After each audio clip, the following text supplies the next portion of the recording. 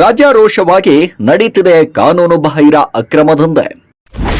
ಯಾವ ಅಧಿಕಾರಿಗಳು ಭಯ ಇಲ್ಲದೆ ರಾಜ್ಯಾರೋಷವಾಗಿ ಅಕ್ರಮ ದಂಧೆ ನಡೆಸೋದು ಅಷ್ಟೊಂದು ಸುಲಭದ ಕೆಲಸನ?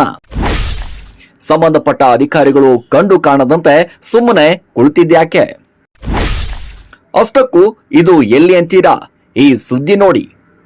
ಬಾಗಲಕೋಟೆ ಜಿಲ್ಲೆ ಜಮಖಂಡಿ ತಾಲೂಕಿನ ಹಿರೇಪಡಸಲಗಿ ಗ್ರಾಮದಲ್ಲಿ ಅಕ್ರಮವಾಗಿ ಕೆಲವು ಮನೆಗಳಲ್ಲಿ ಸಿಗುತ್ತಿದೆ ಕಳ್ಳಬಟ್ಟಿ ಕಂಟ್ರಿ ಸರಾಯಿ. ಅಬಕಾರಿ ಸಚಿವರು ಹಾಗೂ ಬಾಗಲಕೋಟೆ ಜಿಲ್ಲೆಯ ಉಸ್ತುವಾರಿ ಸಚಿವರಾದ ಆರ್.ಬಿ. ತಿಮ್ಮಾಪುರ ಅವರ ತವರು ಜಿಲ್ಲೆಯಲ್ಲಿ ಅಕ್ರಮವಾಗಿ ಕಂಟ್ರಿ ಸರಾಯಿ ದಂಧೆ ನಡೀತಿರುವುದು ಎಲ್ಲರಿಗೂ ಅಚ್ಚರಿಯ ಸಂಗತಿ.